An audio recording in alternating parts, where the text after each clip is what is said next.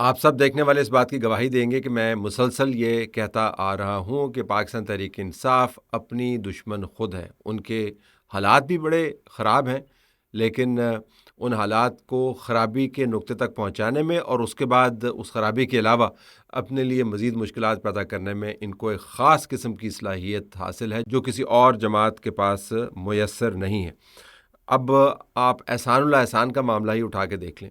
احسان اللہ احسان کی جو تاریخ ہے وہ آپ کو یاد کروانے کی کچھ ضرورت ہے۔ تحریک طالبان پاکستان کے حوالے سے احسان اللہ احسان نے وجہ شہرت حاصل کی، مولوی فضل اللہ کے ساتھ منسلک رہا، مولوی فضل اللہ کے ساتھ پھر اس کے ڈفرینسز ہو گئے، پھر اس نے ایک اور علیحدہ اپنی جماعت بنا لی، پھر اس کے بعد یہ افغانستان میں بھاگ گیا، پھر پکڑا گیا، پھر پاکستان کی انٹیلیجنس کی کسٹڈی میں رہا، پھر جو سیکیورٹی فورسز ہیں ان کی کسٹڈی میں سے نکل گیا 2020 میں، اور پھر بھاگتا رہا۔ کبھی خبر آئی کہ ترکی میں ہے، کبھی خبر آئی کہ ایران میں ہے، کبھی خبر آئی کہ افغانستان میں ہے، اور اب وہ کہاں پر پایا جا رہا ہے؟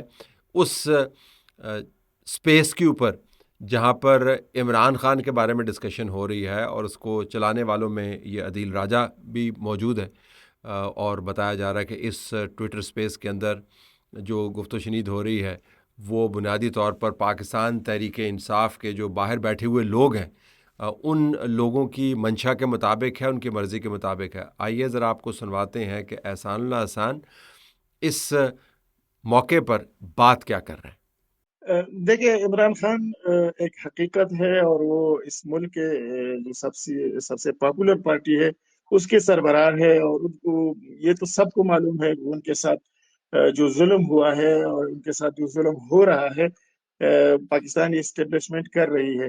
اور جہاں تک افغانستان کے تناظر میں ان کے جو بیانات ہیں، تو کوئی بھی شخص جو حقیقت کو جاننے کی کوشش کرتا ہوں، جو حقیقت کو تسلیم کرتا ہوں، تو وہ اس طرح کی موقف کی حمایت نہیں کرے گا جو پاکستانی فوج نے یا پاکستانی اسٹیبلشمنٹ نے اپنایا رکھا ہے۔ اب یہ عمران خان کی مکمل طور پر انڈورسمنٹ ہے۔ عمران خان اور ان کی جماعت کے اوپر آلریڈی ایک گہرا ٹھپا لگا ہوا ہے کہ وہ طالبان کے بڑے حمایتی ہیں۔ طالبان کے حمایتی پالیسی وائز نہیں ہے، نظریاتی طور پر۔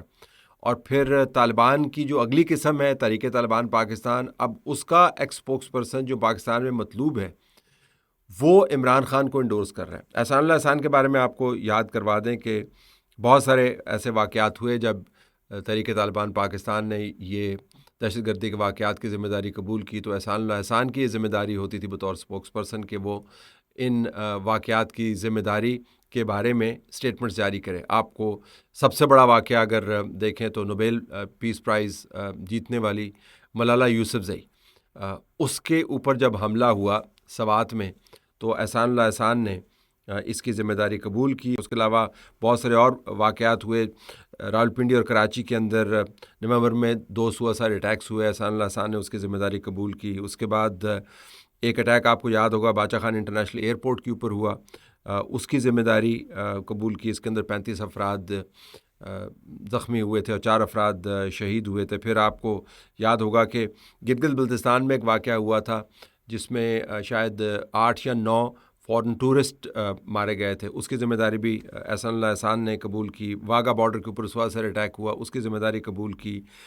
پھر محمد ایجنسی کے اندر ایک صافی تحصیل میں آپ کو یاد ہوگا ایک واقعہ ہوا، اس کی ذمہ داری اس نے قبول کی، دہشت گردی کا حملہ تھا، سوائسائڈ اٹیک ہوا تھا۔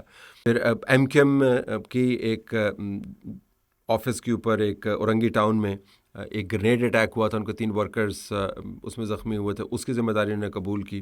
پھر دوسرے بڑے واقعات میں ہوم منسٹر پنجاب کے شجاعت خانزادہ وہ شہید ہوئے، ان کی ذمہ داری جو ہے وہ بھی اسی نے قبول کی تھی۔ پھر لاہور پارک میں 27 مارچ کو میرے خیال میں یہ حملہ ہوا تھا، اس کی ذمہ داری قبول کی۔ پھر آئی ڈی بلاسٹ ہوا کوئٹہ کے اندر، اس کی ذمہ داری قبول کی۔ پھر اس کے ساتھ بڑے واقعات جس کے اندر درجنوں لوگ شہید ہوئے، اس کی ذمہ داری بھی قبول کی۔ تو لسٹ بڑی ان کی طویل ہے۔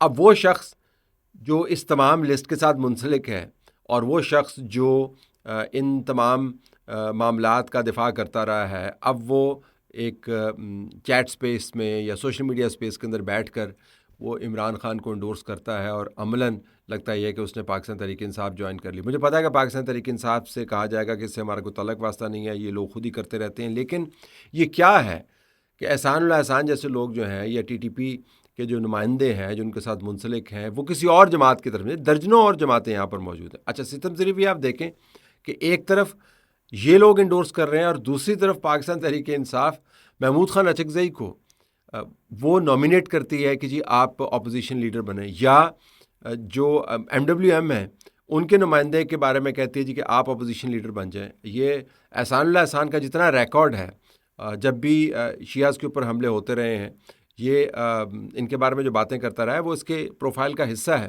ظاہر میں خاص نظریے کو ریپرزینٹ کر رہا تھا, اس نظریے کے اندر خلفشار جتنا بھی ہو, خناس اس کے اندر جتنا بھی ہو, فساد جتنا بھی ہو, اس بات سے قطع نظر, میں تو فیکچول بات کر رہا ہوں کہ وہ خاص نقطہ فکر کو ریپرزینٹ کرتا تھا. تو ایک طرف یہ لوگ ان کو انڈورس کر رہے ہیں, دوسری طرف محمود خان اچکزئی جو نظریاتی طور پر ان کا ان کے ساتھ کوئی لینا دینا ہے نہیں, وہ بھی ان کے ساتھ کھڑے ہوئے ہیں. MWM بھی ان کے ساتھ کھڑی ہوئی ہے, احسان اللہ احسان بھی ان کے ساتھ کھڑا ہوا ہے. تو آپ کو بہت ایک کنفیوزنگ پکچر نظر آتی ہے. اس کنفیوزنگ پکچر سے جو پاکستان تحریک انصاف کا ووٹر ہے وہ 2 گنا زیادہ پارٹی سے کنفیوز ہوتا ہے. تو اس کو سمجھ تو آتی ہے کہ عمران خان کے نام کے اوپر میں پارٹی کے ساتھ جڑا ہوا ہوں, لیکن یہ پارٹی کس چیز کو ریپرزینٹ کرتی ہے اور کن لوگوں کے ساتھ یہ پارٹی اپنے آپ کو نتی کرتی ہے, اور کون لوگ اس کے پیغامات کو آگے بڑھاتے ہیں, اور کیا ہمیں ان لوگوں کے ساتھ کوئی تعلق واسطہ رکھنا چاہیے بھی نہیں. یہ بہت بڑا ایشو ہے. اس تناظر میں آپ کو پھر ایک خاص ثقافت کی بھی بات کرنی ہوگی. اب پاکستان تحریک انصاف کی طرف سے ان کی جو سوشل ایکٹیوسٹ ہیں صنم جاوید, ان کی پشاور کے اندر جو گرفتاری ہوئی, ان کے اپنے بیان کے مطابق دوستوں کے ساتھ جا رہی تھی گاڑی کے اندر, 2 گاڑیوں نے ان کا راستہ روکا اور ان کو اغوا کر کے لے جایا گیا. یہ یاد رکھیں کہ ان سے پہلے اس کی بہن جو مقدمات میں مطلوب تھی اس کو اسلام آباد سے گرفتار کیا گیا. یہ جو صنم ہے ان کا جو مقدمے کا پروفائل ہے وہ بھی آپ کو پتہ ہونا چاہیے. 9 مئی کے مقدمات میں مطلوب بھی تھی اور سزا بھی ہوئی, یا دوسرے مقدمات میں مطلوب ہے. اور جو ان کی سوشل میڈیا کی سپیس ہے دونوں بہنوں کی, میں دوبارہ آپ کو یاد دہانی کرواؤں گا. وہاں سے آپ کو اگر آپ پڑھ کے اس کو پریشان نہیں ہوں تو آپ کی جو استقامت ہے اس کو میں سلام کروں گا, کیونکہ وہاں پر جو زبان استعمال ہوتی ہے, جو محاورے استعمال ہوتے ہیں, جو لغو قسم کی باتیں ہوتی ہیں, تنقید آپ کرتے رہیں, بالکل کریں. اسٹیبلشمنٹ سے آپ کی لڑائی ہے, وہی اسٹیبلشمنٹ جس کو آپ پیار کرتے ہوتے تھے اور اپنے والدین سے تشبیہ دیتے ہوتے, اس سے اب آپ کی لڑائی ہے, کریں اس کے اوپر تنقید. آپ فوج کی قیادت کی سیاست کے اندر جو اگر آپ کے خیال میں بہت زیادہ مداخلت ہے اور آپ کو اب یہ موافق نہیں ہے مداخلت, تو کریں اس کے اوپر تنقید. اپنے اوپوننٹس کو آپ ادھیڑیں سیاسی طور پر, لیکن جو زبان استعمال ہوتی ہے اس کو سن کر تو عام شخص تو کانوں کو ہاتھ ہی لگا سکتا ہے اور یقین نہیں کر سکتا کہ اس قسم کی زبان کو آپ انڈورس کرتے ہیں. اب اور دوسری خواتین کے بارے میں, تو اب پاکستان تحریک انصاف نے اس خاتون کے بارے میں جو مقدمات میں مطلوب بھی ہے, سزا یافتہ بھی ہے, اس کی گرفتاری کو, جس کے طریقہ کار کے اوپر میرے بڑے اعتراضات ہیں. اگر واقعتاً یہ گرفتاری ان مقدمات کے حوالے سے تھی جن مقدمات میں اس کو سزا ہوئی ہے تو اس کا بھی خاص طریقہ کار ہے, لیکن آپ اس کو اغوا قرار نہیں دے سکتے انلیس کہ آپ کو پتہ ہے کہ یہ قانون میں مطلوب ہونے کی وجہ سے یہ پکڑی نہیں گئی, یہ اس کو کسی نے واقعتاً اغوا کیا. آپ نے کہا جی کہ کتنی شرمناک بات ہے, کتنی بری بات ہے, ٹھیک ہے آپ یہ بات کریں, لیکن آپ پھر یہ بھی بتائیں نا کہ ان کے سوشل میڈیا سپیس کے اوپر جو وہ باتیں کرتی تھیں, جن مقدمات میں ان کو سزا ہوئی ہے, ان کا رول کیا تھا. تو یہ جو دوہرا پن آپ کو نظر آتا ہے کہ احسان اللہ احسان بھی موجود ہے, محمود خان اچکزئی بھی موجود ہے, دوسروں کی خواتین کے اوپر آپ نے کیچڑ بھی اچھالنا ہے, گٹر کے ڈھکن ان کے حوالے سے کھولنے ہیں, اور جب مقدمات میں سزا ہوئی ہے کسی کو اگر آپ گرفتار کریں تو اس کے اوپر آپ واویلا بھی مچاتے ہیں. یہ جو کنفیوژن ہے یہ پاکستان تحریک انصاف کی جڑوں کو کاٹ رہی ہے. تو جو ان کی قیادت اسمبلی میں موجود ہے اس کے لیے ایک بہت بڑا یہ چیلنج ہے کہ نظریاتی طور پر پاکستان تحریک انصاف کو, ثقافتی طور پر پاکستان تحریک انصاف کو کس طریقے سے ڈیفائن کرے. جوں یہ لوگ سامنے آ رہے ہیں, چاہے وہ فلک ہو, چاہے وہ صنم ہو, چاہے وہ احسان اللہ احسان ہو, تو یہ امپریشن گہرا ہوتا جا رہا ہے کہ نہ کوئی سمت ہے, اور نہ ہی کوئی نظریہ ہے.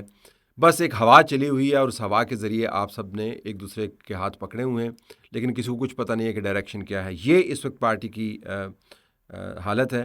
جب احسان اللہ احسان اس پارٹی کی قیادت کو انڈورس کرنے لگے تو آپ سمجھ سکتے ہیں کہ اس پارٹی نے اپنی پیک سے لے کر نیچے گرنے تک کا سفر کتنی جلدی طے کیا ہے.